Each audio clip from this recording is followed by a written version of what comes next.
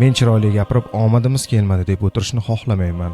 Bugun bizni ochiqchasiga aldashdi. Biz adolatsizlik qurboni bo'ldik. Biz tomonga penalti berilmadi. Hakam buni VAR orqali ko'rib ham chiqmadi.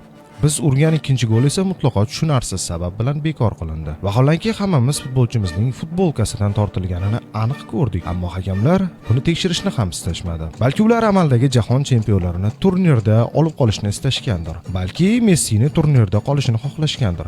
Amaldagi chempionlar har bir darajada qo'llab-quvvatlandi. Bu o'yin ochiqchasiga Argentinaga moslab berildi. Buni butun dunyo ko'rdi. Agar shunchalik ularni yutqazishini istamas ekansiz, unda nega qolgan jamoalarni bu turnirga chaqirdingiz? Men o'z futbolchilarim bilan faxrlanaman. Biz amaldagi chempionlardan har bir jabhada yaxshiroq o'yin ko'rsatdik. Lekin natijaga maydondagi va maydon tashqarisidagi nohaq omillar ta'sir qildi.